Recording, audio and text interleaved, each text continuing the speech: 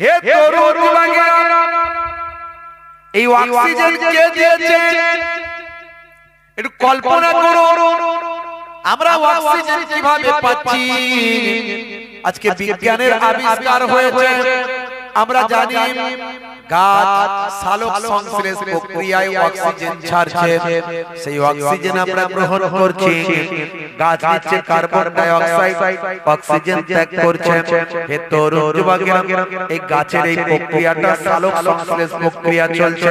হে মুসলমান, বাতাসের মধ্যে অক্সিজেন চলে আসছে, সেই অক্সিজেন আমার আল্লাহ কুদরতি ভাবে আমাদের মধ্যে ঢুকিয়ে দিচ্ছেন। মুসলমান, একটু চিন্তা করুন, বাতাসে শুধু কি অক্সিজেন আছে? না, বাতাসে সবচেয়ে বেশি যে গ্যাসটা আছে সেই গ্যাসটার নাম হলো নাইট্রোজেন। ভাই আমার, শুধু তাই নয়, বাতাসে শুধু নাইট্রোজেন নয়, বাতাসে আছে নাইট্রোজেন, বাতাসে আছে কার্বন ডাই অক্সাইড, বাতাসে আছে অক্সিজেন, বাতাসে আছে হিলিয়াম, বাতাসে আছে অন্যান্য গ্যাস। হে মুসলমান, এই এত কিছু বাতাসে মিক্সড হয়ে আছে। এই বাতাস থেকে সব কিছুকে বাদ দিয়ে আমার আল্লাহ কুদরতি ক্ষমতা অক্সিজেনটা আমার আপনার ভিতরে ঢোকাচ্ছেন। সব কিছুকে বাদ দিয়ে ফিল্টার করে কেবলমাত্র অক্সিজেনটা আমার আপনার ভিতরে দিচ্ছেন। এই কুদরতি ফিল্টার আমার আল্লাহ আপনার আমার শরীরে লাগিয়ে রেখেছে। সবচেয়ে বেশি আছে নাইট্রোজেন, কিন্তু আমরা নাইট্রোজেন না গ্রহণ করে গ্রহণ করছি অক্সিজেন। কিভাবে করছি? আল্লাহ কুদরতি ক্ষমতা, আল্লাহ আল্লাহকে আমাকে দান করছেন। একটু চিন্তা করুন, একটু ভাবুন মুসলমান।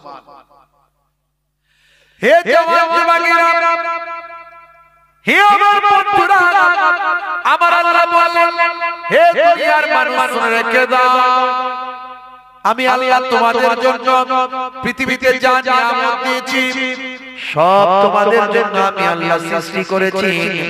তোমাদের জন্য আকাশকে ছাদ বানিয়েছি, তোমাদের জন্য জমিনকে বিছানা বানিয়েছি, তোমাদের জন্য সূর্যকে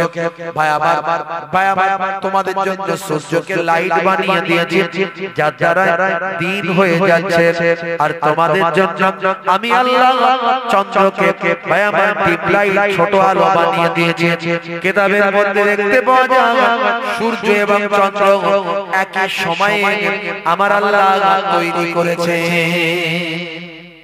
সূর্য এবং চন্দ্র একই সময় তৈরি করেছে।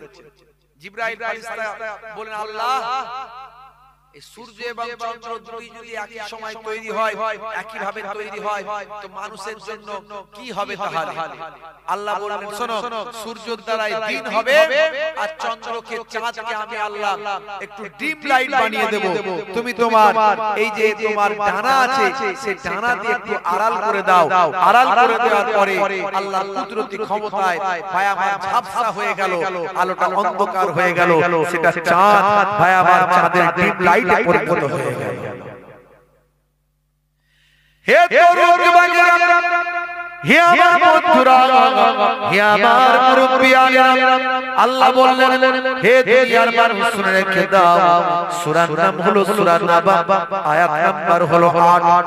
ভাই আমার দোস্ত, আমার আল্লাহ কোরআন মাজিদে বলেন, ওয়া খালাকনাকুম আজওয়াজা, আমি আল্লাহ তোমাদেরকে জোড়ায় জোড়ায় সৃষ্টি করেছি। হে জওয়ান যুবকেরা, হে আমার বন্ধুরা মুসলমান, আমার আল্লাহ সূরা নাবার ভিতরে পরপর ভাবে আপনাকে আমাকে জানিয়ে দিচ্ছেন, হে মুসলমান, তোমাকে আমাকে আমার আল্লাহ কেমন ভাবে সৃষ্টি করেছেন, কুদরতি ক্ষমতায় কিভাবে সৃষ্টি করেছেন আমার আল্লাহ জানিয়ে দিচ্ছেন। ওয়া জাআলনা নাওমাকুম মুসবাতা, আমার আল্লাহ বলছেন, আমি তোমাদের জন্য নিদকে বিশ্রামের বানিয়ে দিয়েছি। আমার আল্লাহ আরো বলছেন, সূরার নাম হলো সূরা নাবা, আয়াত নাম্বার হলো 10, ওয়া জাআলনাল লাইলা লিবাসা। হে দুনিয়ার মানুষ, তোমাদেরকে আমি আল্লাহ রাতকে তোমাদের জন্য পোশাক বানিয়েছি, রাতের বেলাটাকে তোমাদের জন্য পোশাক বানিয়ে দিয়েছি আর দিনের বেলা কি করবে শোনো ওয়াজআলনা নাহারা মাআশা আমি আল্লাহ তোমাদের দিনটাকে রুজি রোজগারের বানিয়ে দিয়েছি রাতকে তোমাদের জন্য পোশাক বানিয়েছি দিনকে রুজি রোজগারের বানিয়েছি আর তোমাদের জন্য নিদ্রাকে বিশ্রামের করেছি তোমাদেরকে আমি আল্লাহ জোড়ায় জোড়ায় সৃষ্টি করেছি জোড়া হবে না একটার পর একটা আমার আল্লাহ সব বলে দিয়েছে ক্লিয়ারলি বলেছে বলে আল্লাহ বলেছেন বান্দা তোমাদেরকে আমি আল্লাহ সুন্দর করে সৃষ্টি করেছি লাকাদ খালাকাল ইনসানা ফি আহসানি তাকবীম হে দুনিয়ার মানুষ তোমাদেরকে আমি আল্লাহ সুন্দর করে সৃষ্টি করেছি ভাইরা আমার তরুণ যুবকেরা আমার মুরব্বিয়ানেরা আমার ভাইরা আমার তোমাদের জন্য এত নিয়ামত দান করেছি তার বিনিময়ে তোমাদের কাছ থেকে একটা জিনিস চেয়েছি সেটা আর কিছু নয় মা খালাকাতুল জিন্না ওয়াল ইনসা ইল্লা লিয়াবুদুন আমি জিন জাতি এবং মনুষ্য জাতিকে আমার ইবাদতের জন্য আমি আল্লাহ সৃষ্টি করেছি ইবাদতের জন্য সৃষ্টি করেছি তোমরা আমার ইবাদত করো এখন ইবাদত মানে আমরা কি বুঝি বলেন ইবাদত মানে আমরা নামাজ রোজা হজ যাকাত এগুলো এটাই তো আমরা বুঝি কিন্তু আল্লাহ বলেন শুধু ইবাদত শুধু ইবাদত যদি হয় তাহলে কাজ কর্ম ব্যবসা বাণিজ্য এগুলো কি হবে চাষবাস দোকানদারি সংসার ধর্ম ছেলে মেয়ে বিবি বাচ্চা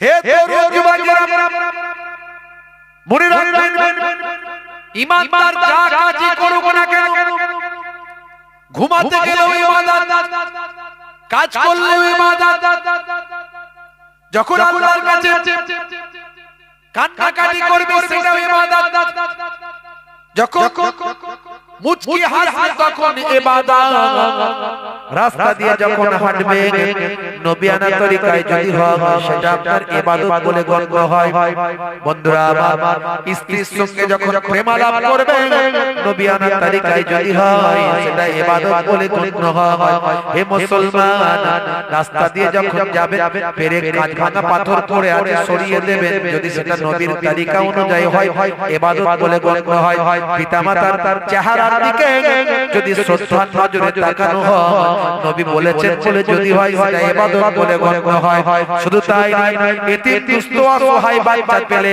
তাকে একটু স্নেহ দেবেন ভালোবাসা দেবেন মাথায় হাতটা বুলিয়ে দেবেন যদি নবী বলেছেন বলে হয় সবটাই আপনার ইবাদত বলে গণ্য হয় ঘুমাতে যখন যাবেন ডান দিকে কাত হয়ে ঘুমাবেন নবী বলেছেন তাই ইবাদত বলে গণ্য হয় হে তরুণ যুবকেরা আমার খাওয়া দাওয়া যখন করবেন পেটটাকে তিনটে ভাগে ভাগ করবেন একটা ভাগে খাবার দেবেন একটা ভাগে পানি দেবেন একটা ভাগ ফাঁকা রাখবেন নবী বলেছেন তাই ইবাদত বলে গণ্য হয় খাওয়া দাওয়ার পরে আলহামদুলিল্লাহ বলবেন খাওয়ার আগে বিসমিল্লাহ বলে শুরু করবেন খাওয়া দাওয়ার পরে চেটে মুটে খাবেন ইবাদত বলে গণ্য হয় মাঝে মাঝে ঘরটা নিজে হাতে ঝাড়ু দেবেন মাঝে মাঝে ঘরটা মায়ে বারবার নিজে হাতে ঝাড়ু দেবেন স্ত্রীর সঙ্গে ছোট ছোট কাজগুলো করবেন ওয়া ইয়াহমিলু বিযাতিন বিনাসুক মাঝে মাঝে বাজারে যাবেন বাজারটা নিজে হাতে করবেন নবী বলেছেন তাই সবটাই আপনার ইবাদত বলে গণ্য হয় যা করবেন যদি নবী বলেছেন বলে করছেন এই মেন্টালিটি যদি আপনার থাকে ইন্নামাল আমালু বিনিয়াত নিয়তের উপর আমল হয় সব আপনার ইবাদত মিষ্টি কথা বলবেন কেউ যখন কথা বলবে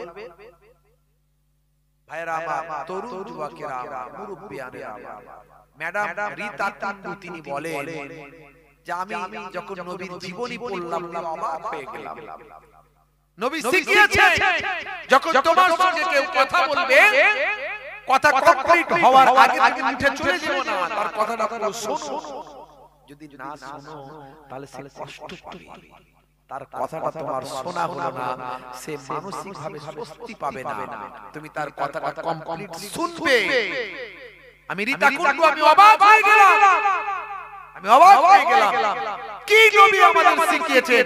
আমি অনেক সময় দেখেছি, আমি যখন কারো কাছে আমার কথাগুলো শোনানোর চেষ্টা করি, তখন সে আমার পুরো কথা না শুনেই চলে যায়, বিরক্ত বোধ করে। আজকে আমি অবাক হয়ে গেলাম, নবী কি শিক্ষা দিয়েছেন। আমি সেই নবীর আশিক হয়ে গেলাম, নবীর নামে কালেমা পড়ে দিলাম। নবী শিখিয়েছে, কেউ যদি কথা বলে কথাটা শুনবেন, কিন্তু আমাদের টেন্ডেন্সি আমরা শুনি কম, বলি বেশি। দেখবে আপনি ধরেন আপনার দুঃখের কথা কাউকে আপনার ফ্রেন্ডকে শোনাচ্ছেন, বন্ধু বা আত্মীয়, ভাই আর বলিস না, ভাই আর বলো না, শরীর খুব খারাপ, বাড়িতে এই গন্ডগোল, সে আপনার এই দুটো কথা শুনতে না শুনতে সে তার চারটে কথা আপনাকে শুনিয়ে দেয়। আর বলিস না ভাই আমার আরো বাড়াবাড়ি অবস্থা, তোর কি শরীর খারাপ, আমার আরো বেশি শরীর খারাপ। আপনার মানসিক ভাবে স্বস্তি পেলেন না, আপনি ক্লিয়ার করতে পারলেন না। নবী বলছেন তোমার শুনতে ইচ্ছা না করলেও শোনার চেষ্টা করো, শুনে ক্লিয়ার করো, তাকে স্বস্তি দাও। এটাও নবীর আখলাক, এটাও নবীর চরিত্র, এটাও সুন্নতের তরিকা। তুমি যেই ধৈর্য ধরে কথাটা শুনছো, সুন্নতের সবটা তোমার নামাজ আমলে লিখে দেওয়া হবে। দেখেছেন ইসলামের ব্রডনেস, ইসলামের ব্রাইটনেস, ইসলামের বিউটি, ইসলামের সৌন্দর্য। আমরা বেশিরভাগ মানুষ এই বিষয়গুলোকে নিয়ে ভাবি না। অনেকে দেখবেন ভাই আমার কথা কম বলে, বলে বেশি কথা বলবি না, চুপচাপ থাকবি, মুখকে ঘোমটা করে রাখবি, মুখকে বাংলার পাঁচ করে রাখতে হবে, তবে লোকে ভয় পাবে। বেশি কথা বলে ফেললে, হাসি মুখে থাকলে লোকে মাথায় উঠে পড়বে, ঘাড়ে উঠে পড়বে, ভাই আমার মানুষ মানবে না, মানুষ একবারে নরমাল করে ফেলবে। এই জন্য অনেকে দেখবেন চুপচাপ গম্ভীর, মুখকে বাংলার পাঁচ করে রেখে দেয়, যাতে কেউ কথা বলতে না পারে। আবার দেখছে এতেও হচ্ছে না, মোটা গোপ রাখে, মোটা গোপ, যাতে লোকে ভয় পায়, গোপ দেখে অন্তত ভয় পাবে, তাহলে কথা বেশি বলবে না। সামনে কথা বলতে গেলে একটু চুপচাপ থাকবে, বাবা কি কথা বলবো ভেবে চিন্তে কথা বলবে, গোপ দেখে অন্তত ভয় পাবে। দেখছে গোপেতেও কাজ হচ্ছে না, তখন গোপকে আবার পাকিয়ে দিয়েছে, ভালো ভালো পাকিয়ে দিয়ে যাতে করে লোকে ভয় পায়। আর আমার নবী, আমার নবী এত মিশুকে ভাবে মানুষের সঙ্গে মিশতেন যে নবীর কাছে কথা বলতে বাচ্চারাও ভয় পেত না, বৃদ্ধরাও ভয় পেত না, বৃদ্ধারাও ভয় পেত না, বুড়োরা, যুবকেরা, জওয়ানরা কেউ নবীর কাছে কথা বলতে ভয় পেত না। সবাই মনের কথা সহজে বহিঃপ্রকাশ ঘটাতো। জোরে বলে সুবহানাল্লাহ। নবী বলছেন দৃষ্টি মুখ করে রাখবে, হাসি হাসি মুখ করে রাখবে। এই হাসি হাসি মুখ রাখাটাও তোমার ইবাদত।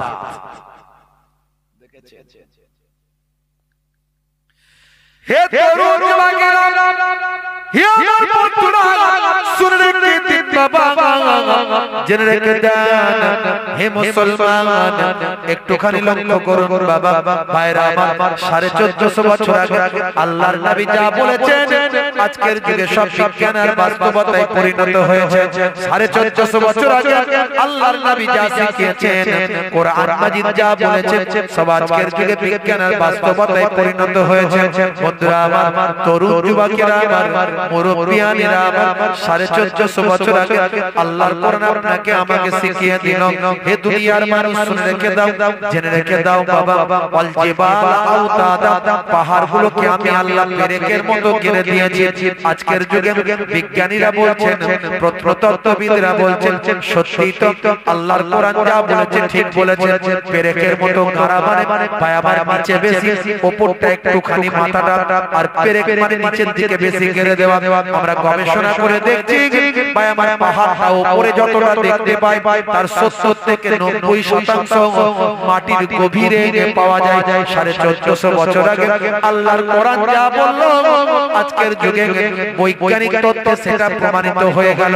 হে তরুণ যুবকেরা, হে আমার মুরব্বিয়ানেরা, শুনে রেখে দিন বাবা, জেনে রেখে দেন 1450 বছর আগে আল্লাহর নবী বলেছেন খাওয়ার আগে একটু লবণ, খাওয়ার পরে একটু লবণ তোমরা খাবে। বন্ধুরা আমার, তরুণ যুবকেরা আমার, আজকের স্বাস্থ্য বিশেষজ্ঞরা বলেন খাওয়ার আগে একটু লবণ, পরে একটু লবণ খেলে শরীরের 70 রকম রোগ থেকে উপশম পাওয়া যায়, 70 রকম অসুখ থেকে মুক্তি পাওয়া যায় লবণ যদি খাওয়া হয়। শুধু তাই নয়, আল্লাহর নবী ভায়া ভায়া খাওয়া দাওয়ার পরে একটু মিষ্টি খেতেন, মধু খেতে পছন্দ করতেন। ইউহিব্বুল হালওয়া ওয়াল আসাল, আল্লাহর নবী মধু এবং মিষ্টি পছন্দ করতেন। স্বাস্থ্য বিশেষজ্ঞরা বলছেন খাওয়া দাওয়ার পরে যদি একটু এক পাতে মিষ্টি খাওয়া হয়, বন্ধুরা আমার, সেটা আপনারা আমার কার্ডিওভাস্কুলারের মতো ভয়ঙ্কর অসুখ থেকে শরীরকে রক্ষা করে ভাই। এবং হজমের জন্য খাওয়ার পরে মিষ্টি আপনার আমার উপকারে লেগে যায়।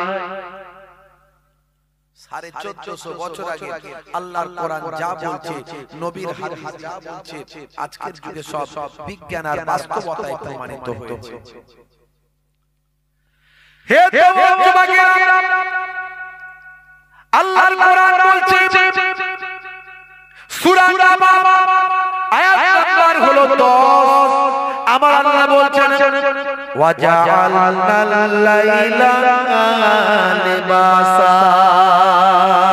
হে দুনিয়ার মানুষ শুনে রেখে দাও, আমার আল্লাহ বললেন তোমরা রাতের বেলাকে আমি আল্লাহ তোমাদের জন্য পোশাক বানিয়েছি। রাতের বেলায় তোমরা পোশাক মনে করবে, রাতটাকে পোশাকে বানিয়ে নেবে। অর্থাৎ পোশাক যেমন শরীরটাকে ঢেকে রাখে, রাতটাকে দিকে দিয়ে তোমার শরীরটাকে ঢেকে রাখবে। অর্থাৎ অন্ধকারের মধ্যে তুমি নিজেকে ঢুকিয়ে রাখবে। রাতের বেলা অন্ধকারের মধ্যে প্রবেশ করবে, অন্ধকারের মধ্যে ঢেকে থাকবে, অন্ধকার দিয়ে তোমার শরীরটাকে পোশাক বানিয়ে নেবে। হে তরুণ যুবকেরা, আমার আপনার নবী আরো ক্লিয়ারলি সুন্দর করে বলেছেন বুখারী শরীফের হাদিস 5634 নম্বর হাদিস। হে তরুণ যুবকেরা, হে আমার মুরব্বিয়ানেরা, মুসা ইবনে ইসমাঈল হাদাসানা হাম্মাম আন আতা আন জাবির আন রাসূলুল্লাহ সাল্লাল্লাহু আলাইহি ওয়াসাল্লাম قال اطفئوا المصابيح اذا رقدتم। হযরত জাবির রাদিয়াল্লাহু তাআলা আনহু থেকে হাদিসটা এসেছে, বুখারী শরীফের হাদিস 5634 নম্বর হাদিস। আল্লাহর নবী বলেন যখন তোমরা ঘুমাতে যাবে ঘরটার লাইটটা বন্ধ করে দেবে। যখন ঘুমাতে যাবে আলোটা বন্ধ করে দেবে। আল্লাহর কোরআন যা বললো, নবীর হাদিস আরো সুন্দর করে ব্যাখ্যা করে দিল। এইজন্য বলি কোরআনের ব্যাখ্যা হলো হাদিস। কোরআনকে ব্যাখ্যা করে দিয়েছে হাদিস। হে তরুণ যুবকেরা, হে আমার বন্ধুরা, শুনে রেখে দিন বাবা, জেনে রেখে দেন হে মুসলমান, একটুখানি লক্ষ্য করুন। আজকের 1450 বছর আগে আল্লাহর কোরআন বলল রাতকে তোমাদের জন্য আমি পোশাক বানিয়ে দিয়েছি। মানে পোশাক যেমন শরীরকে ঢেকে রাখে, রাত দিয়ে নিজের শরীরকে ঢেকে রাখো। আরো ক্লিয়ার ভাবে আল্লাহর নবীর হাদিস বলল রাতে যখন ঘুমাতে যাবে লাইটটা আলোটা বন্ধ করে দেবে। হে তরুণ যুবকেরা, 1450 বছর আগে কোন প্যাথোলজি ছিল না, কোন বাবা আল্ট্রাসাউন্ড ছিল না, কোন ল্যাবরেটরি ছিল না, কোন এক্সরে মেশিন, ইসিজি মেশিন ছিল না, কোন রকম কার্ডিওগ্রাফি কিছু ছিল না, মাইক্রোস্কোপ, স্টেথোস্কোপ, ব্যারোমিটার, থার্মোমিটার ছিল না। হে তরুণ যুবকেরা, কোন টেকনোলজি ছিল না, কোন রকম বিজ্ঞানী ছিল না। বিজ্ঞানীদের মহাবিজ্ঞানী আপনারা আমার নবী 1450 বছর আগে যা বললেন, আজকের যুগে বিজ্ঞান আর বাস্তবতায় প্রমাণিত হলো। এই জন্যই আমি বলি কোরআনের ভায়া ভাই যত বিজ্ঞানের ডেভেলপমেন্ট বাড়বে, বিজ্ঞানের গবেষণা যত বাড়বে, আল্লাহর কোরআন বোঝা তত সহজ হয়ে যাবে। বন্ধুরা আমার, তরুণ যুবকেরা, আজকের বিজ্ঞানের গবেষণায় পাওয়া যায়, বিজ্ঞানীরা গবেষণা করে বলছে বাবা, হে তরুণ যুবকেরা, মাথা থেকে 5 ধরনের হরমোন নিঃসৃত হয়। মাথা থেকে 5 ধরনের হরমোন। হে তরুণ যুবকেরা, মাথা থেকে 5 ধরনের হরমোন নিঃসৃত হয়। তার মধ্যে মানুষ যখন ঘুমিয়ে যায়, মানুষ যখন ঘুমের মধ্যে থাকে, আর ঘরটা যদি অন্ধকারের ভিতরে থাকে, চোখ যদি ইন্ডিকেট করে ব্রেনকে যে আমি অন্ধকারের ভিতরে আছি, মানুষটা যদি গভীর ঘুমে আচ্ছন্ন থাকে, অন্তত ঘুমের 2 ঘন্টা পরে মাথার পেছন সাইড থেকে একটা হরমোন নিঃসৃত হয়। এই হরমোনটার নাম হলো মেলাটোনিন হরমোন। এই হরমোনটা গভীর ঘুমে থাকতে হবে এবং অন্ধকারের ভিতর থাকতে হবে। অন্ধকারের ভিতরে থাকলে, গভীর ঘুমে আচ্ছন্ন থাকলে এই মেলাটোনিন হরমোনটা মাথার পেছন সাইড থেকে বের হয়ে আমার রক্তের সঙ্গে মিশে যায়। রক্তের সঙ্গে মিশে গিয়ে কি কাজ করে? হে দুনিয়ার মানুষ শুনে রেখে দেন, স্বাস্থ্য বিশেষজ্ঞরা বলেন, কি বলেন বাবা? তারা বলেন আমাদের শরীরে ক্যান্সারের জীবাণু, ক্যান্সারের ভাইরাস থেকে শরীরকে মেলাটোনিন হরমোন প্রতিরোধ করে। এই রক্তের কারণে আমাদের ক্যান্সার থেকে শরীর বেঁচে যায়। যদি বলুন সুবহানাল্লাহ। এই হরমোনটা বের হওয়া কতটা গুরুত্বপূর্ণ ব্যাপার। আর এই হরমোনটা বের হওয়ার জন্য অন্ধকার ঘরের ভিতর ঘুমাতে হবে। কিন্তু মুসলমানের ছেলে অন্ধকার ঘরে ঘুমাতে পারে না। বেশিরভাগ ছেলেরা লাইট না জ্বালালে ঘুমাতে পারে না। বলে হুজুর ঘুমাবো কি করে? ঘুমালি তো লাল লাল স্বপ্ন দেখি, যেন মনে হচ্ছে জেনেদের বাদশা এসে চাকি তুলে নিয়ে চলে যাচ্ছে। ঠিক না ভুল? বুকের উপরে চেপে বসে গলা বসে ধরছে, গলা চেপে ধরছে হুজুর, বুকের উপরে বসে পড়ছে, ডিসুম ঢাসা করে পিটছে। তো কি করে আর অন্ধকারে ঘুমাই বলুন? লাইটটা জ্বালালে তো বাঁচার রাস্তা। অন্তত এই স্বপ্নগুলো তো দেখি না, আর জিন ভূত কেউ আসে না।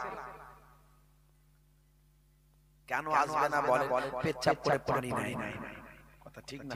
নামাজ পড়ে তো ভূত তো জিন তো এমনি আসবে। ভূত বলে তো কিছু নাই, যা আছে জিন।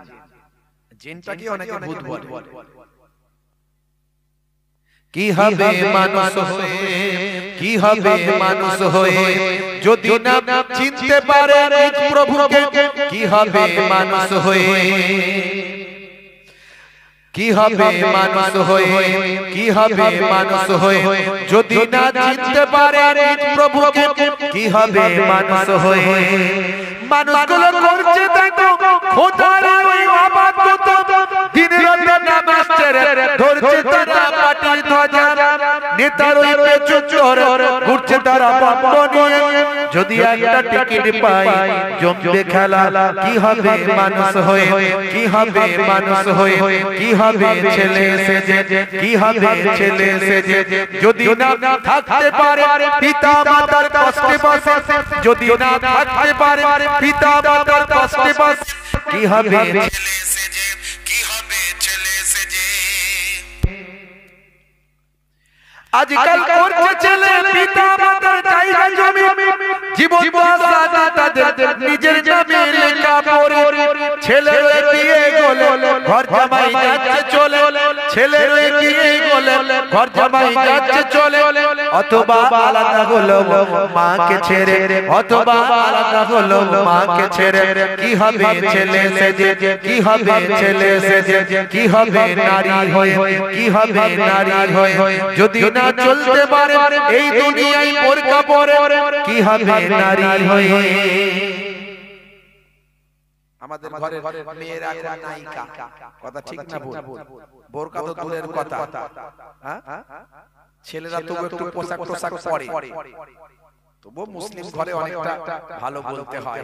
রাস্তায় দেখা যায় তো মাঝে মাঝে এখন হাইব্রিড মোটরসাইকেল বেরিয়েছে, হাইব্রিড মোটরসাইকেল। দেখবেন সামনে সিটটা একতলা আর পেছনের সিটটা 3 তলা।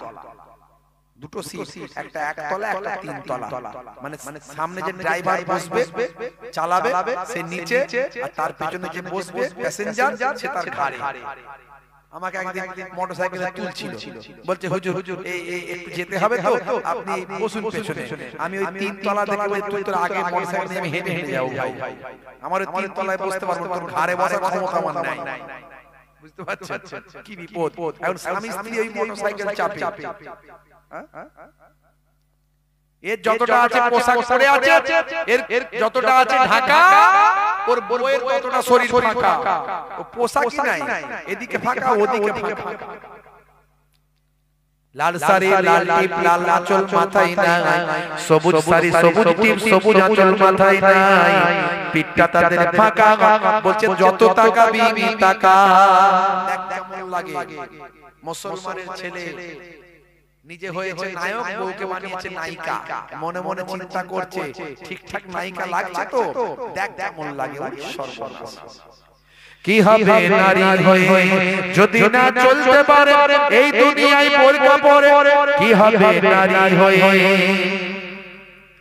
আজকাল চলছে দেখো নারী গুলো বেপরদায়, গায়ে হাতে ট্যাটু এঁকে জিন্স পরছে রে ভাই, চোখে আইলাইনার ঢেলে গালে গাল পালিশ মেরে, চোখে আইলাইনার ঢেলে গালে গাল পালিশ মেরে, সমাজটা দিল এরা রসাতলে, সমাজটা দিল এরা রসাতলে।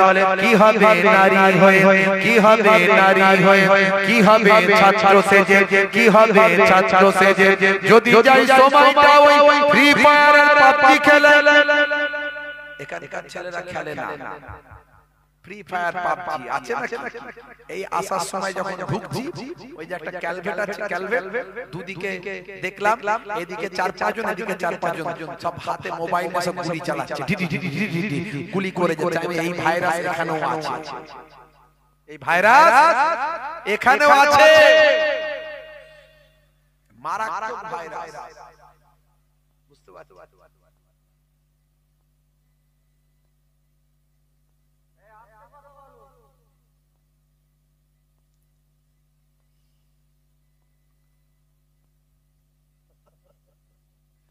মাশাআল্লাহ ভাইরা আমার। আচ্ছা কমিটির ভাইগুলো কি করছে? আচ্ছা ওই ওরা ওই গরম জায়গায় বসে আছে, আমাদের ঠান্ডা জায়গায় বসে আছে, তাই তো নাকি? খুব চালাক ওরা, ওখানটা ভালো করে ঘেরা জায়গা ঢুকে বসে আছে, আমাদেরকে ফাঁকা জায়গায় বসে করছে। কথা ঠিক না? তো ওদেরকে তো এখানে বসতে হতো। এই কমিটি ছেড়াই কারা আছে ভিতরে, বাইরে বেরিয়ে এসো, এসো এসো বাইরে বেরিয়ে এসো। এই চেয়ারে আরাম করে বসে আছে, দেখছেন? এইদিকে সামনে ভিতরে এসে এখানে বসো, চলে এসো। সবাইকে বাইরে বসতে বলো, বলে শুধু ওয়াজ লোককে শোনালে হবে না, নিজেদেরকে শুনতে হবে। কথা ঠিক না? মাশাআল্লাহ ভাইরা আমার, তরুণ যুবকেরা এই বাইরে বেরিয়ে এসো, উঠে এসো। বলে হুজুর ডাকছে তাও আসছে না, সব চুপচাপ হয়ে ঢাকা দেব। সবাইকে বাইরে বসতে হবে, সবাইকে বসতে হবে, যতক্ষণ কাজ হবে কাজ হলে ঠিক আছে, না কাজ হলে ভিতরে বসে যাবে, এখানে বসতে হবে, সবাইকে বসতে হবে। চলো বাকিদেরকে ডাকো সবাইকে। এবার তাকবীর হবে না? নারে তাকবীর। কি বাকিরা কি আসছে না? কথা শুনছে নাকি? কি এই বাকিরা আসছে না কেন? ডাকেন এখানে, ডাকেন, সবাই এখানে বসতে হবে। আচ্ছা ওয়াজ তো সবাইকে শুনতে হবে, তাই না? মাশাআল্লাহ এই কমিটি ছেলেরা খুব ভালো, মাশাআল্লাহ। এখানে যারা পরিশ্রম করছে খাটছে, ঠিক আছে, যারা কাজ করছে তাদের ওয়াজ শুনতে হবে, তাই না? ভাইরা আমার, ওয়াজ না শুনলে আমরা পরিবর্তন হব কি? শুধু লোককে শোনাবো তা তো নয়, নিজেদেরকেও শুনতে হবে, তাই না ভাই? ভাইরা আমার, সবাইকে শুনতে হবে। বলে হুজুর আমরা হুজুরের পাল্লায় পড়েছি, আমাদেরকেও বসতে দিচ্ছে না, রাগ করছেন নাকি আমার উপর? রাগ করলে হবে না, সবাইকে ওয়াজ শুনতে হবে। একটু কালেমা জিকির লা ইলাহা ইল্লাল্লাহ।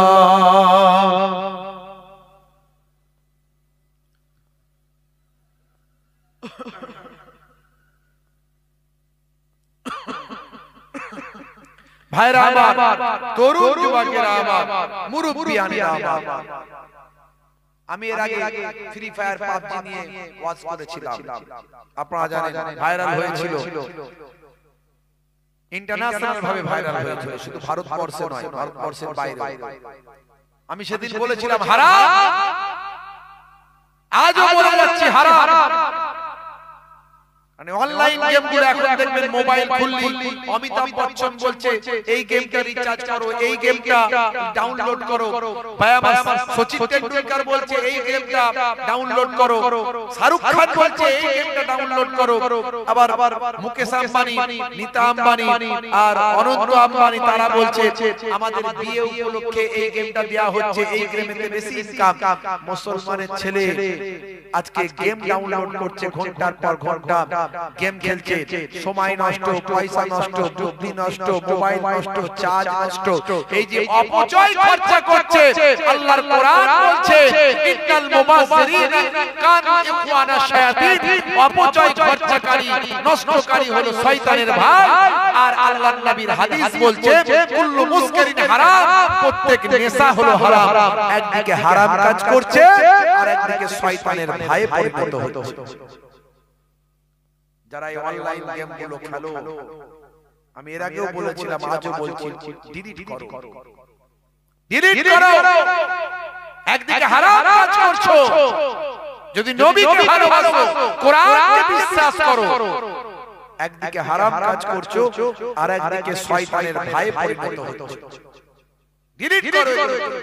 পড়াশোনায় মন দাও, কাজকর্মে মন দাও, পিতামাতার কথা শোনো, মানুষকে ভালোবাসো, অন্যকে সম্মান করো। ভাই আমার, কোরআন মাজিদের একটা অ্যাপ মোবাইলে ডাউনলোড করো, দয়ার নবীর জীবনী একটা ডাউনলোড করো, এতে তোমার জীবনটা পাল্টে যাবে। আজ মারা গেলে কাল দুদিন হয়ে যাবে, 3 দিন পরে আর কেউ খবর রাখবে না। বাল তুসিরুনাল হায়াতাদ দুনিয়া ওয়াল আখিরাতু খায়রুন ওয়া আবকা। এই দুনিয়া হলো তোমাদের জন্য, আমাদের জন্য ক্ষণস্থায়ী, পরকালটা হলো চিরস্থায়ী। সেই পরকালের কথা আল্লাহ বারবার বলেছেন। আজ মারা গেলে কাল দুদিন হয়ে যাবে, 3 দিন পরে কেউ খবর রাখবে না। ভাইরা আমার, তরুণ যুবকেরা আমার, মুরব্বিয়ানেরা আমার, হে জওয়ান যুবকেরা, হে আমার মুরব্বিয়ানেরা, শুনে রেখে দিন বাবা, জেনে রেখে দেন, হে মুসলমান, নেশা মুক্ত জীবন যাপন করো। 1450 বছর আগে আল্লাহর নবী বললেন নেশা মুক্ত জীবন যাপন করার জন্য। আজকের স্বাস্থ্য বিশেষজ্ঞরা বলছেন নবী ঠিকই বলেছেন, নেশা মুক্ত জীবন যাপন করলে তার আয়ু, লংজিভিটি বেড়ে যায়। লংজিভিটি বাড়বে কি কমবে সেটা আমরা জানি না, কিন্তু আল্লাহ হায়াত দারাজ করলে আল্লাহ বাড়ালে বাড়বে, কমালে কমবে। কিন্তু স্বাস্থ্য বিশেষজ্ঞরা তাদের বৈজ্ঞানিক চিন্তা ভাবনা নিয়ে তারা বলছেন, ভাইরা আমার, এর দ্বারাই বোঝা যায় নেশা মুক্ত জীবন যাপন করা স্বাস্থ্যের জন্য উপকার। মুসলমানের ছেলে মদকে মেডিকেল জুস বলে খায়, আছে না নাই? মিলাদুন নবীতে যায়, জলসার সময় চাঁদা দেয় ভাই, জুম্মার দিনে ফাঁস কাতারে দাঁড়ায়, ইমাম সাহেব দেখলে ছুটে গিয়ে মুসাফাটা করে নেয়। মা বলেছে 1 মাস রোজা রেখে দেয়। আবার মাঝে মাঝে রাত্রি 9টা বাজে চিনু পিনু পিনুরা ভাই আমার হামাদামা মার্কেটে যায়, বেড়াচাপা বাজারে যায়, পালসার গাড়ি নিয়ে ভাই আমার 3-4 বন্ধু মিলে শপের সামনে গিয়ে হাতটা গলিয়ে দিয়ে বলে, কাকা একটা লাল পানির বোতল চাই। বাস বাগানের ধারে, পুকুরের পারে, নদীর ধারে 2-3 বন্ধু মিলে যখন খায়, তখন বলে, জানিস না হুজুররা বলে কিছু খেলে জানিস না গোপের পানি তুলে খেতে হয়, গোপটা তুলে খেতে হয়, গোপ তুলে মদ চালিয়ে দেয়। বলে হুজুর আপনি যেটাকে মদ বলছেন এটা মেডিকেল জুস, ডাক্তার খেতে বলেছে শরীর স্বাস্থ্য ভালো হবে। আমি বলি 1 বালতি দুধে যদি 1 চিপি কুকুরের পেচ্ছাপ দেওয়া হয়, 1 বালতি দুধে 1 চিপি কুকুরের পেচ্ছাপ দেওয়া হয়, দুধ বলে কেউ কি খাবে সেটা জানতে পারলে খাবে? কোনো গ্যাসও নাই, গন্ধও নাই, কোনো টেস্টও পাওয়া যাবে না, কিন্তু ওই যে 1 চিপি কুকুরের পেচ্ছাপ ওই যে মাথায় ঢুকে যাবে, ও 1 বালতি দুধ ফেলে দেবে। মদ খেয়ে নেশা হোক আর নাই হোক, মদ মদই হয়, হারাম হারাম কখনো হালাল হয় না। শরীরে গেলে সারা শরীরটা হারাম হয়ে যায়। হে তরুণ যুবকেরা, হে আমার বন্ধুরা, হে আমার মুরব্বিয়ানেরা, শুনে রেখে দিন বাবা, জেনে রেখে দেন মুসলমান, আপনাকে আমাকে আল্লাহর নির্দেশ অনুযায়ী চলতে হবে, রাসূলের সুন্নাত অনুযায়ী চলতে হবে। আপনি যা কিছু করবেন নবিয়ানা তরিকায় যদি করেন সবটা আপনার ইবাদত বলে গণ্য হবে। ভাইরা আমার, আল্লাহ বললেন বান্দারে আমি তোমাদের ইবাদত করার জন্য পৃথিবীতে পাঠিয়েছি। তাহলে আপনি স্ত্রীর সঙ্গে প্রেমালাপ করবেন, সেটাও ইবাদত। ঘরটা মাঝে মাঝে ঝাড়ু দেবেন, সেটাও ইবাদত। মাঝে মাঝে বাজারটা করে নিয়ে আসবেন। নবী আমার বাজারটা নিজে হাতে করতেন। ওয়া ইয়াহমিলু বিযাতিন মিনাস সুক, নবী আমার বাজারটা নিজে হাতে করতেন। আপনি বাজারে গেছেন, বাজারটা করেছেন, চিন্তা করছেন নবী করেছেন আমি করছি, নবীর সুন্নাত এই মনে করে বাজারটা নিজে হাতে বহন করেছেন। মনে রাখবেন বাজারটা করা হলো আর ইবাদতের সবটা নামাজ আমলে আমার আল্লাহ লিপিবদ্ধ করলেন। তাহলে বাজার করলেও সব আছে না নাই? এই জন্য আল্লাহ বলছেন আমি ইবাদতের জন্য তোমাদের পাঠিয়েছি, যা করবে সবের মধ্যে ইবাদত। খালি জেনে নিতে হবে, ঘুম থেকে ওঠা থেকে ঘুমাতে যাওয়া পর্যন্ত সবকিছুর মধ্যে ইবাদত।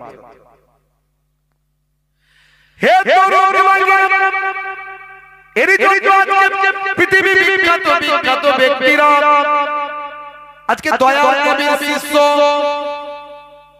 মিস্টার ডিউ ডেভিস থেকে শুরু করে মিস্টার ব্রেইল পর্যন্ত, মিস্টার জোসেফ থেকে শুরু করে বাবা সাদিও মানে পর্যন্ত, হে যুবকেরা, হে আমার বন্ধুরা, কেসিয়াস গেলে টাইসন গ্যারি মিলার, জেনিফার থেকে শুরু করে পৃথিবীর বিখ্যাত বিখ্যাত ব্যক্তিরা আজকে বিশ্বনবীর শিষ্য হয়েছে। বাবা আমি মুসলমান, আপনি মুসলমান, কেমন বিশ্বনবীর শিষ্য হলাম? বুকে হাত দিয়ে একবার চিন্তা করুন, নামাজ ঠিক মতো পড়লাম কিনা, রাসূলের সুন্নাত গুলো মানলাম কিনা, একবার বুকে হাত দিয়ে চিন্তা করুন। বন্ধুরা আমি একজন বিশ্বমানের ফুটবলারের উদাহরণ দিই আপনাদের মাঝখানে। হে তরুণ যুবকেরা, বিশ্বমানের ফুটবলার বলতে আমরা যাদের কথা প্রথম বলি, যারা ফুটবল প্রিয় মানুষ তারা জানে বিশ্বমানের ফুটবলার বলতে প্রথমেই নামগুলো চলে আসে ক্রিস্টিয়ানো রোনাল্ডো, নামগুলো চলে আসে কার? ক্রিস্টিয়ানো রোনাল্ডো, লিওনেল মেসির নাম চলে আসে, মেসুত ওয়াজিলের নাম চলে আসে। ভাই আমার দোস্ত আমার তরুণ যুবকেরা, ভাই আমার দোস্ত আমার আরো নাম অনেকে চলে আসে। ভাই আমার সাদিও মানের নাম চলে আসে। বিশ্বমানের ফুটবলার এরা। সাদিও মানে পৃথিবী বিখ্যাত একজন ফুটবলার। তিনি একদিন বিশ্ব মিডিয়ার সামনে তার বক্তব্য দিচ্ছেন, বিশ্ব মিডিয়া তাকে প্রশ্ন করছেন, তিনি আনসার দিচ্ছেন। হে তরুণ যুবকেরা, হাতের মোবাইলটা ছিল কম দামি, স্ক্রিনটা ছিল ফাটা, পড়ে গিয়ে ফেটে গিয়েছিল, পাল্টানোর সময় হয়নি। মিডিয়া পারসন জিজ্ঞাসা করলো, হে সাদিও মানে আপনি ওয়ার্ল্ড ক্লাস একজন ফুটবলার, আপনার হাতের মোবাইলটা কেন ফাটা, আর আপনার হাতের মোবাইলটা কেন কম দামি মোবাইল? সেই সময় সাদিও মানে বলেছিলেন, হে বিশ্ব মিডিয়া পারসন শুনে রেখে দেন, হ্যাঁ আপনি ঠিকই বলেছেন। আজকে আমার যে অবস্থা, ভারতীয় অর্থের আমি অন্তত 50 থেকে 70 কোটি টাকা পার মান্থ ইনকাম করি। প্রত্যেক মাসে আমার ইনকাম হলো ভারতীয় টাকা 50 থেকে 70 কোটি টাকা। এই 50 থেকে 70 কোটি টাকা আমার প্রত্যেক মাসে মাসে ইনকাম। আমি অনেকগুলো আইফোন নিয়ে ঘুরতে পারি, অনেকগুলো ফেরারি গাড়ি ব্যবহার করতে পারি, তারপরে আমি এগুলো না করে আমি নরমাল লাইফ স্টাইল করি, অল্প পয়সার মধ্যে আমি আমার জীবন যাপন করি। কেন জানেন? তার কারণটা হলো আমি হলাম একজন মুসলমান ঘরের সন্তান, আমার পিতা হলেন একজন ইমাম সাহেব, আমার নবী দয়ার নবী আখির জামানার পয়গম্বরের আমি একজন উম্মত। জোরে হবে না? জোরে হবে না? হে তরুণ যুবকেরা, সাদিও মানে বলেছেন, হে বিশ্ব মিডিয়ার পাবলিক মিডিয়া ব্যক্তিত্ব শুনুন, আমি আমার অরিজিনটাকে, আমি আমার উদ্ভাবনাটাকে ভুলে যাইনি। আমার ইনভেনশন যেটা, আমার পাস্ট অতীত যেটা, সেটাকে আমি ভুলে যাইনি। আমার নবী অতীতকে মনে রাখার কথা বলেছেন, আমি অতীতকে ভুলে যাইনি। আমার উদ্ভাবনা কোথা থেকে জানো? আমি একটা গরিব পরিবারের সন্তান। আফ্রিকা মহাদেশের একটা ছোট দেশ হলো সেনেগাল। সেই সেনেগালে থেকে ভাই আমার রাজধানী থেকে বহু প্রত্যন্ত এলাকায় শত শত মাইল দূরে একটা ছোট গরিব গ্রাম হলো আমার। সেই গ্রামে আমি বড় হয়েছি। ছোটবেলা থেকে অনেক কষ্টে অনাহারে দিন কাটিয়েছি। আমি দেখেছি অভাব কাকে বলে। একটা বড় বয়স পর্যন্ত আমি খালি পায়ে মানুষ হয়েছি। জুতো পায়ে দেওয়ার আমার পয়সা ছিল না। আমার এই সেনেগালের মানুষের মনের দুঃখ যন্ত্রণা কষ্ট আমাকে বড় ব্যথা দেয়। আমি তাদের অনাহারে দিন কাটানোকে বড় কষ্ট পাই।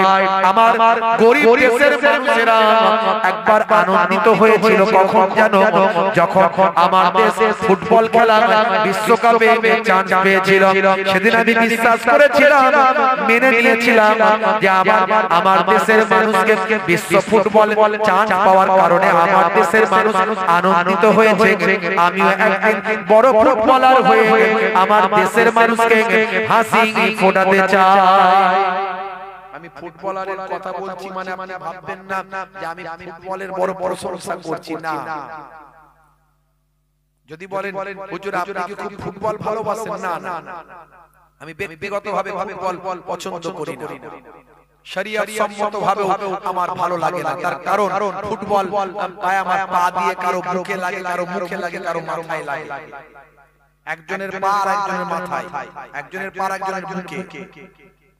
তুলনামূলক বেটার দেন যদি বলেন ক্রিকেট, ভলি বা আপনার কি বলবো ব্যাডমিন্টন, জিম, ক্যারাটে, বিভিন্ন ব্যায়াম, শরীর চর্চামূলক আপনি কোন খেলা খেলতে পারেন, এতে অসুবিধা নাই, শরীর চর্চামূলক। কিন্তু সেখানে যদি জুয়া থাকে চলবে না। সেখানে যদি শরীয়ত বিরুদ্ধ কাজ হয়, নাচ গান ড্যান্স ইত্যাদি অশ্লীল ভাব ভঙ্গিমা থাকে, সেটা ইসলামে নিষেধ। কিন্তু ফুটবল খেলা চলবে কি চলবে না সেটা পরের কথা। আমি সে বিষয়ে যাচ্ছি না। আমি আমার দৃষ্টিতে পছন্দ করি না, আগেই বললাম। তাহলে এই কথাটা কেন বলছি? কারণ এখান থেকে একটা শিক্ষামূলক বক্তব্য উঠে আসছে। হে তরুণ যুবক, সাদিয়া মালিক সেই সময় বলেছিলেন, শোনো হে বিশ্ব মিডিয়া, শুনে রেখে দাও। ছোট বয়স তখন আমি, আমার পিতা ছিলেন ইমাম সাহেব। আমার পিতা মারা গেলেন অল্প বয়সে। আমার খেলাধুলার ক্যারিয়ার হয়তো শেষ হয়ে যাবে ভেবেছিলাম, কিন্তু না, আমার খেলাধুলার ক্যারিয়ার শেষ হলো না। আমার চাচা আমার পাশে দাঁড়ালেন। এমন সময় আরো কিছু ব্যক্তি আমার পাশে দাঁড়ালেন। আমার খেলাধুলাকে আমি এগিয়ে নিয়ে গেলাম। আমি আস্তে আস্তে স্টেজ বাই স্টেজ ভালো বেটার খেলতে লাগলাম। এমন সময় একদিনকার ঘটনা, আমি দেশের খেলায় চান্স পেলাম। এইভাবে আজকে বিশ্বের শ্রেষ্ঠ ফুটবলারদের তালিকায় আমার নামটা উঠলো। আজ আমি বিশ্ব ফুটবলারদের মধ্যে একজন। শুনে রেখে দিন, রেখে দিন, সাদিয়া মানে বলেছিলেন হে বিশ্ব মিডিয়া পারসন, শুনে রেখে দিন। আপনারা ভাবছেন তাহলে আমার লাইফ স্টাইল কেন এত নরমাল, আমি কেন হাই ফাই স্টাইলে কেন জীবন যাপন করি না? তার কারণ হলো আমি আমার নবীর আদর্শ মেনে চলি, নবীর সুন্নতের উপর তাবেদারি করার চেষ্টা করি। আমার অর্থ কোথায় ব্যয় করি আপনাদের প্রশ্ন হতে পারে। শুনে রেখে দেন, আমি প্রত্যেক সপ্তাহে আমি গরিব দুস্থ অসহায় মানুষদের মধ্যে কোটি কোটি টাকা আমি আমার অর্থ থেকে মানুষের জন্য দান করি। শুধু তাই নয়, আমি যে গরিব দেশ থেকে উঠে এসেছি, আমার গ্রাম যেখানে আমি খালি পায়ে বড় হয়েছি, জুতো কেনার পয়সা ছিল না, অনাহারে হতহারে আমার গ্রামের মানুষগুলো দিন কাটায়। আজ তুমি সেখানে গিয়ে দেখো, আমার গ্রামটার গ্রাম আমি রাখি না, আমার গ্রামটাকে আমি আজকে শহর বানিয়ে দিয়েছি। সেখানে আজকে বিশ্ববিদ্যালয়, সেখানে আজকে হসপিটাল, সেখানে আজকে কলেজ, সেখানে স্কুল, সেখানে মাদ্রাসা, সেখানে মসজিদ, সেখানে খেলার মাঠ। আমি সব রকম ভাবে আমার গ্রামটাকে সাজিয়ে আজকে শহর বানিয়েছি। আমি আমার অর্থ দিয়ে এগুলো করেছি। আমি দুস্থ অসহায় ভাইদের পাশে দাঁড়াই। আমি দ্বীনের নবী ইসলামের জন্য ব্যয় করি, আমি আমার লাইফস্টাইলকে নরমাল ভাবে জীবন যাপন করি, কারণ অতিরঞ্জিত অপচয় খরচা ইসলাম পছন্দ করে না।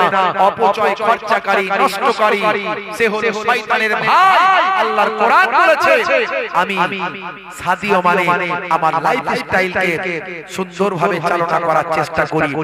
হে তরুণ যুবকেরা, শুধু তাই নয়, সাদিও মানে এমন একজন ফুটবলার যিনি 5 ওয়াক্ত নামাজ পড়েন। হে যুবকেরা ভালো করে শুনুন, বন্ধুরা আমার তরুণ যুবকেরা, সাদিও মানে পৃথিবীর যে প্রান্তে ফুটবল খেলতে যান, যেখানেই থাকেন না কেন, যে জায়গায় যে হোটেলে থাকেন, সেই জায়গা থেকে কাছাকাছি মসজিদে গিয়ে তিনি 5 ওয়াক্ত নামাজটা আদায় করেন। বন্ধুরা আমার ইন্টারনেটে ভাইরাল হয়েছে তিনি যে মসজিদে একবার নামাজ পড়তে যান, সেখানে গিয়ে দেখা যায় মসজিদের টয়লেটটা পর্যন্ত নিজে হাতে পরিষ্কার করছেন।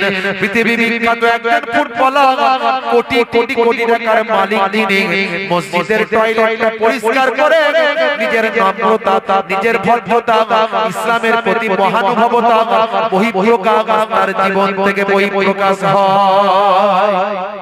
কি আদর্শ একজন ফুটবলার! আমি এই উদাহরণটা এই জন্য দিলাম, আজকে আমরা বাস্তববাদী মানুষ, নায়ক হয়ে গেছে মুসলমানের ছেলে।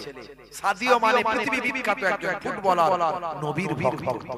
ক্যাসিয়াস কেলি, মাইকেল জ্যাকসন, সানা আলী খান, পৃথিবী বিখ্যাত একজন বলিউড নায়িকা, সে আজকে হিজাব পরে ভাই আমার জীবন যাপন করছে, নবীর সুন্নতের তরিকা, নবীর আখলাক, নবীর চরিত্রকে মানুষের কাছে ছড়িয়ে দিচ্ছে। সাদিও মানে এত বড় বিশ্ব ফুটবলার, ভাই আমার ওয়ার্ল্ড ক্লাস ফুটবলার হয়েও তিনি একজন ভাই আমার নায়িকাকে বিবাহ না করে, একজন স্বল্প পোশাক পরিহিতা মহিলাকে বিবাহ না করে, একজন হিজাব পরিহিতা যে মহিলাকে বিবাহ করেছেন তার নাম হলো আয়েশা। জোরে বলুন সুবহানাল্লাহ। কি বার্তা দিচ্ছে তারা, কি বার্তা দিচ্ছে! আজকে রাসূলের তরিকা, রাসূলের আখলাক আমাদের মেনে চলতে হবে। এত বড় একজন ফুটবলার হওয়ার পরেও নামাজ ছাড়েননি মুসলমান। আজকে আমাদের নামাজটা পড়তে হবে, নামাজ ছাড়লে হবে না। নামাজের সময় হলেই নামাজটা পড়বেন।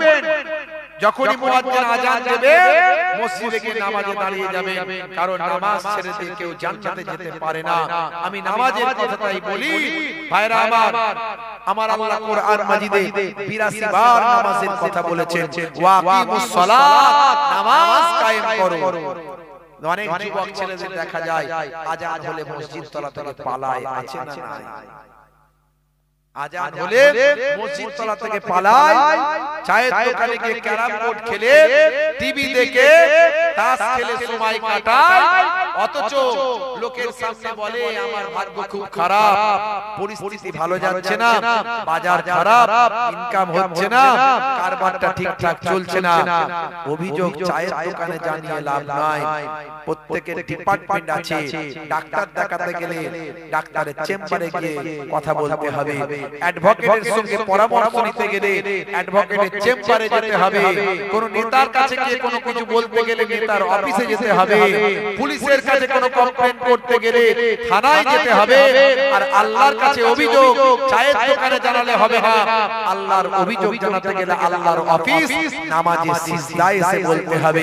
বারবার মুয়াজ্জিন বলেছে হাইয়া আলাস সালাহ, এসো নামাজের দিকে এসো, এলে কি হবে?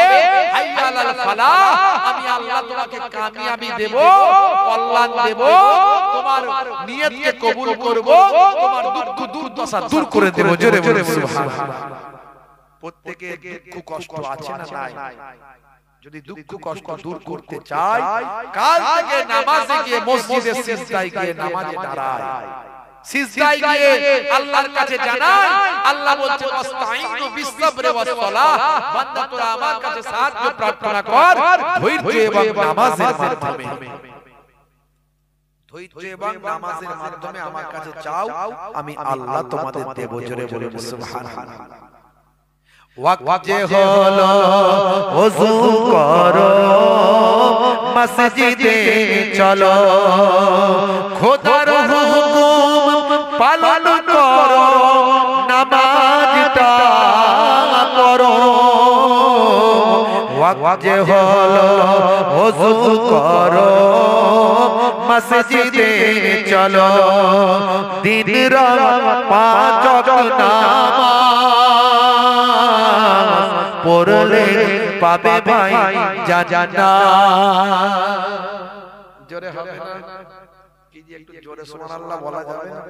ঠান্ডায় জ্বর হয়ে যাচ্ছে মনে হচ্ছে, তাই তো নাকি? আওয়াজ আর বের হচ্ছে না, জোরে হবে না সুবহানাল্লাহ?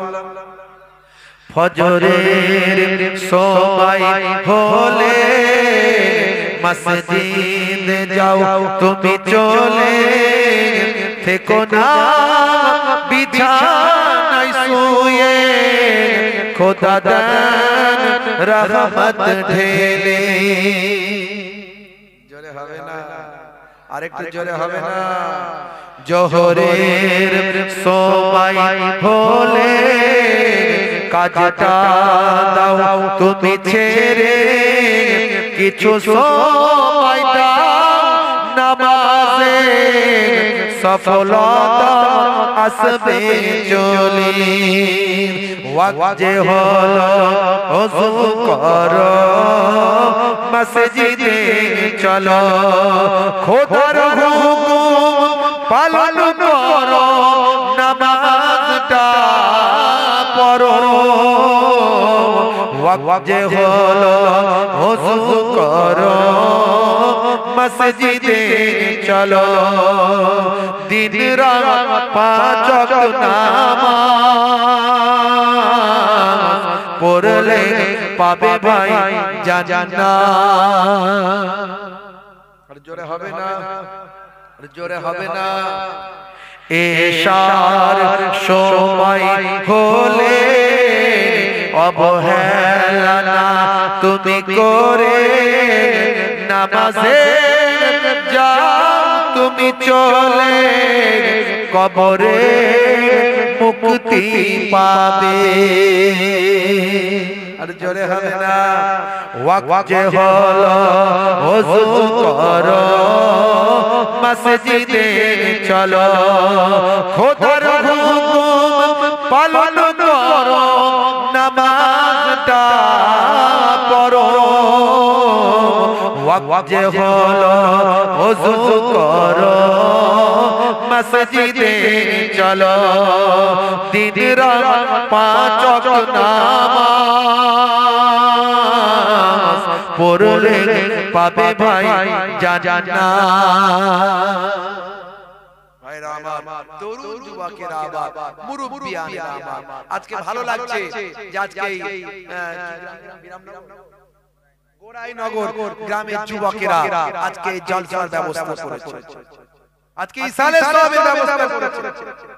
তারা আজকে ফিস্কি করতে পারতো, অন্য কোনো অনুষ্ঠান করতে পারতো, সেখানে তারা নিজেদের অর্থটাকে ব্যয় করতে পারতো, তারা না করে জান্নাতের বাগান তৈরি করেছে। বছরের প্রথম দিন দ্বিতীয় দিনে জান্নাতের বাগান করে আল্লাহর কোরআন রাসূলের হাদিস দিয়ে কবরবাসীদের রূহের মাগফিরাত কামনা করে তারা বছরটাকে শুরু করছে। আল্লাহ রাব্বুল আলামিন যেন আমাদের প্রত্যেককে নামাজি বানিয়ে দেন, বলুন আল্লাহুম্মা আমিন। কিন্তু আমরা শুধু আল্লাহু আমিন বলে দিলেই তো হবে না, আমাদের চেষ্টা না করলে আল্লাহ বদলাবে না। বদলাবে? আমার আল্লাহ কোনো ব্যক্তিকে কোনো জাতিকে পরিবর্তন করেন না যতক্ষণ না সে নিজে চেষ্টা না করে। আজ থেকে আমরা প্রতিজ্ঞা করব যে আমরা নামাজ পড়ব, বলুন ইনশাআল্লাহ। প্রত্যেকে নামাজ শুরু করবে। আর একটা জিনিস বাড়িতে নিয়ে যাবেন, একটা হলো নামাজ, একটা হলো আর একটা সুন্নতের কথা বলি। এই এত সুন্নত বললাম, কবরে গেলে কোন সুন্নত দেখা যাবে না, কিন্তু দেখা যাবে একটা সুন্নত, সেটা হলো মুখের দাড়ি। এখন নেতা মন্ত্রী খেলোয়াড় প্লেয়ার নায়ক গায়ক তারা সবাই মুখে দাড়ি রাখছে, দাড়ি হলো মুখের ফ্যাশন সৌন্দর্য, কিন্তু আমরা সৌন্দর্য বলে নয় নবীর সুন্নত মনে করে যদি রাখি একটা সুন্নত কবরে গেলে দেখা যাবে মুনকার নাকির ফেরেশতা যখন এসে বলবে মান রব্বুকা ওমা দীনুকা, দেখতে পাওয়া যাবে মুখে দাড়ির দেখা, হতে পারে ওই দাড়িটা হবে নাজাতের জারিয়া। বড় দাড়ি রাখতে যদি লজ্জা পায়, ছোট হলেও রাখুন, কিন্তু নবীর সুন্নত মনে করে রাখুন। আজ বেঁচে আছেন, কাল বেঁচে থাকবেন গ্যারান্টি নাই, অন্তত কবরে দাড়িটা নিয়ে চলে যান। বাবাবার তরুণ যুবকেরা এই দুটো কাজ যদি করতে পারে জীবনটা ধন্য হয়ে যাবে। নামাজ, আল্লাহ 82 বার কোরআন মাজিদে নামাজের কথা বলেছেন। নামাজ ছাড়বেন, নামাজ ছেড়ে দেবেন না। কাজা হলে কাজা পড়বেন, দাঁড়িয়ে পড়তে কষ্ট হয় বসে পড়বেন, বসে পড়তে কষ্ট হয় শুয়ে পড়বেন, কিন্তু নামাজ ছাড়বেন না। নামাজ ছাড়বেন না। এই দুটো জিনিস বাড়িতে নিয়ে যান। আজকে একজন ফুটবলারের কথা চিন্তা করুন। আমি একটা ফুটবলারের উদাহরণ দিয়েছি। একজন বাস্তববাদী মানুষ, ভাবুন যে পৃথিবী বিখ্যাত একটা সেলিব্রিটি, ওয়ার্ল্ড ক্লাস ফুটবলার, সারা পৃথিবী তাকে চেনে, যার মাসে ইনকাম 50 থেকে 70 কোটি টাকা। সেই রকম একজন ব্যক্তি নামাজ তো পড়ছেন 5 ওয়াক্ত, যেখানে থাকেন জামাতে নামাজ পড়েন, এমন কি মসজিদের টয়লেট পর্যন্ত নিজে হাতে পরিষ্কার করছেন। এখান থেকে কি বার্তা দিচ্ছেন? পৃথিবীবাসীকে কি বার্তা দিচ্ছেন? ইসলামের আদর্শ, ইসলামের মহানুভবতা, ইসলামের সৌন্দর্য, নবীর আখলাক, নবীর চরিত্র তিনি মানুষকে শিক্ষা দিচ্ছেন। বাবা মা, আজ থেকে পরিবর্তন হওয়ার শপথ করুন। নতুন বছরে এসেছি, নতুন বছর ভাইয়া, এই 2025 সাল আমরা এই প্রতিজ্ঞা যেন করতে পারি যে আমরা নামাজি হয়ে যাব, সুন্নত ওয়ালা হয়ে যাব। বলুন ইনশাআল্লাহ। ভাইরা, আপনাদের কাছ থেকে বিদায় নেব। যাওয়ার আগে এই জান্নাতের বাগানকে ভালোবেসে আজকের এই পাক মাহফিলে ভাইরা যাতে আগামী বছর এই জান্নাতের বাগানটা আবার ভাইরা করতে পারে, তার জন্য একটু আপনাদেরকে সহযোগিতার হাত বাড়াতে হবে। যেমন সাদিও মানে যেমন তার অর্থ তিনি গরিব দুস্থ অসহায় দিনের জন্য, ইসলামের জন্য ব্যয় করতেন। আপনার অর্থ সবটাই আপনার নয়। আপনাকে আল্লাহ যে অর্থ দিয়েছে সবটাই কিন্তু আপনার নয়। কিতাবের মধ্যে এসেছে তাতে মাদ্রাসা, মসজিদ, জলসা, ইসালে সব গরিব দুস্থ তাদের হক আছে। সেটা যদি আপনি না দেন, আমার আল্লাহ আপনাকে অর্থ দিয়েছেন, আবার আল্লাহ ইচ্ছা করলে কেড়ে নিতে পারে। অর্থ দেওয়ার মালিক কে, কেড়ে নেওয়ার মালিক কে? জোরে বলেন কে? আল্লাহ। নানা জান ছোট হুজুর পীর কেবলা রাহমাতুল্লাহ আলাইহি তাই বলতেন, দিয়ে ধন বোঝে মন, কেড়ে নিতে কতক্ষণ। কুদরতে আজিম তার কে বুঝিতে পারে, অজ্ঞান হইবে জ্ঞানী ধ্যান যদি করে। বুঝতে পারছেন? আজ যে ধনী, কাল সে গরিব। কাল যে গরিব ছিল, আজ আল্লাহ তাকে ধনী বানিয়ে দিয়েছে। কাফনের কাপড় ছাড়া আর কিছু যাবে না। একটা বিয়ে বাড়ির দাওয়াতে গেলে অন্তত আমাদের 2-3 হাজার টাকা খরচা হয়ে যায়। কোথাও বেড়াতে গেলে 5,000 10,000 খরচা হয়ে যায়। ডাক্তারখানায় যেতে গেলে ডাক্তার ওষুধ নিয়ে 2-3 হাজার খরচা হয়ে যায়। আল্লাহ কোরআন মাজিদে বলছেন, মান জা বিল হাসানাতে ফালাহু আসরু আমসালিহা। বান্দা 1 দেবে, আমি আল্লাহ তোমাকে 10 দেব। জোরে বলুন সুবহানাল্লাহ। আল্লাহর কোরআন হাদিসে কুদসির মধ্যে এসেছে, একের বদলে আমি আল্লাহ 10 দিই, একের বদলে 100 দিই, একের বদলে 700 দিই, একের বদলে আমি আল্লাহ বেহিসাব মালে মালামাল করে দিই। জোরে বলুন সুবহানাল্লাহ। ভাইরা আমার, তরুণ যুবকেরা আমার, মুরব্বিয়ানেরা আমার, ফি সাবিলিল্লাহ আপনি যদি দান করেন, আমার আল্লাহ আপনার দানকে কবুল করে নেবেন। দানের বদলে মাল সম্পদ বরকত দেবেন, হেফাজত করবেন। আপনার শরীর, আপনার সন্তানের শরীর, আপনার সংসার, আপনার বিবি বাচ্চা সব আল্লাহ হেফাজত করেন দানের বদলে। দান করলে মালে বরকত হয়। দাতা হলো আল্লাহর বন্ধু, বকিল হলো আল্লাহর শত্রু। আমার আল্লাহ ইচ্ছা করলে ক্যান্সার দিতে পারেন, টিউমার প্যারালাইজ বানাতে পারেন, লক্ষ লক্ষ টাকা খরচ করাতে পারেন। আমার আল্লাহ ইচ্ছা করলে দানের বদলে সব কিছু আল্লাহ হেফাজত করতে পারেন। আল্লাহর কোরআন মিথ্যা নয়, রাসূলের হাদিস মিথ্যা নয়। আগামী বছর এই জান্নাতের বাগানের জন্য আমি 8 জন ভাইকে চাইবো। 8 জন। জান্নাত হলো 8টা, জান্নাত হলো 8টা ফি সাবিলিল্লাহ। এই গভীর রাত্রিতে দুনিয়ার অফিস বন্ধ, আল্লাহর অফিস খোলা, এই জান্নাতের বাগান যাতে আগামী বছর আবার এই ছোট ছোট ভাইয়েরা আমার যাতে আগামী বছর তৈরি করতে পারে, তার জন্য একটু সহযোগিতার হাত বাড়াবেন। আগামী বছর আমার 8 জন ভাইকে চাইবো 1001 টাকা করে। কারা হাত তুলবেন একটু হাতটা তুলে দেখান। যিনি প্রথম তুলবেন আল্লাহ তাকে ডবল সওয়াব দেবে। ভাই আমার এই আল্লাহর কুদরতি এখানে ক্যামেরায় আপনার হাতটা উঠে যাবে, কাল কিয়ামতের দিন এটা নাজাতের জারিয়া হয়ে যাবে। আপনার বাপ কবরে পড়ে আছে, মা কবরে পড়ে আছে, আত্মীয় স্বজন কবরে পড়ে আছে, তাদের রূহের মাগফিরাত হয়ে যাবে। আল্লাহ একের বদলে 10 দেবেন। কোরআনে বলেছে, কোরআন কখনো মিথ্যা নয়। 8টা জান্নাতের একটা না একটা আল্লাহ নসিব করে দেবেন। আপনাদের ভাই মুসাফির হালাতে দোয়া চাইবো, নানা জান দাদা জানদের ওসিলা দিয়ে আপনাদের পীরের ঘরের আওলাদ হিসেবে এসেছি। প্রথম একজন মানুষ হাত তোলেন 1001 টাকা ফি সাবিলিল্লাহ। আমার বাপজি হাত তুলেছেন, কি নাম? জনাব রবিউল সাহেব। 1001 টাকা জোরে বলুন মারহাবা, বলুন না মারহাবা। নারে তাকবীর, নারে তাকবীর, নারে তাকবীর। আচ্ছা 2 নম্বরে কে আছেন হাতটা তুলে দেখান। 2 নম্বরে কে আছেন ফি সাবিলিল্লাহ, পাপ কবরে মা কবরে তাদের মাগফিরাতের জন্য, সন্তানদের বরকতের জন্য, কাজ কারবারে উন্নতির জন্য 2 নম্বরে 1001 টাকা ফি সাবিলিল্লাহ দিবেন আমার বাপজি হাত। জনাব মুহতারাম আমর আলী সাহেব আমার বাপজি 2 নম্বরে জোরে বলে মারহাবা, জোরে বলুন না মারহাবা। নারে তাকবীর, নারে তাকবীর, নারে তাকবীর। মাশাআল্লাহ 3 নম্বরে কে আছে একটু হাত তুলে দেখান। মনের সঙ্গে লড়াই করে ভাবুন, একবার যদি বড় একটা অসুখ হয়, বেঙ্গালুরে, চেন্নাই, মাদ্রাজ যেতে হয়, লক্ষ লক্ষ টাকা খরচ করাতে হয়। নানা জান ছোট হুজুর কেবলা বলতেন, বাবা দিয়ে ধর বোঝে মন কেড়ে নিতে কতক্ষণ।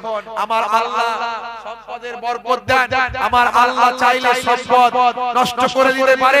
আছেন 3 নম্বরে কে আছেন একটু হাত তুলে দেখাতে পারে ফি সাবিলিল্লাহ। 3 হলো বেজোর, আল্লাহু বিত্র ওয়া ইউহিব্বুল বিত্র। 3 হলো সুন্নাত, আল্লাহ ভালোবাসেন। 3 নাম্বার আছেন কেউ 1001 টাকা ফি সাবিলিল্লাহ, জান্নাতের বাগানে দিলে কমবে না। ভাই আমার দাতা হলো বন্ধু, বখিল হলো শত্রু। আল্লাহ কাকে দেওয়ার ক্ষমতা দিয়েছেন, কার দেওয়ার তাকত আছে, কার দেওয়ার শক্তি আছে আল্লাহই জানে। অন্তরের খবর আল্লাহ, আমার আল্লাহ জানেন। ইন্নাহু আলিমুম বিজাতিস সুদূর। আমার আল্লাহ অন্তরের খবর রেখেছেন। আছেন 3 নম্বরে মনের সঙ্গে লড়াই করে বাপ কবরে আপনার দিকে তাকিয়ে আছে, মা কবরে আপনার দিকে তাকিয়ে আছে, আত্মীয় স্বজনগুলো কবরে আপনার দিকে তাকিয়ে আছে। আমার আত্মীয়রা, আমার ছেলে, আমার মেয়ে, আমার বাপ, আমার ভাই দুনিয়াতে আছে, আমি কবরে পড়ে আছি, একটু গুনাহ বেশি হয়ে গেছে, আল্লাহ আটকে দিয়েছে কবরে। ভাই আমার কবরে রুহটা সিজিনে চলে গেছে, কষ্টের মধ্যে আছে। যদি আপনার একটু দান সাদকা পেয়ে যায়, কিতাবের মধ্যে আছে কাল জামালে রহমতের পাহাড় করে আল্লাহ পৌঁছে দেন। আমার আল্লাহ আপনারই খাতিরে রূহের নাজাত দান করে রূহের মাকামটাকে ইল্লিনে পাঠিয়ে দেয়, জান্নাতি রূহের জায়গায় আপনার আত্মীয় রূহটাকে আল্লাহ পাঠিয়ে দেন। জোরে বলুন সুবহানাল্লাহ। আছেন বাবা মা 3 নম্বরে আছেন।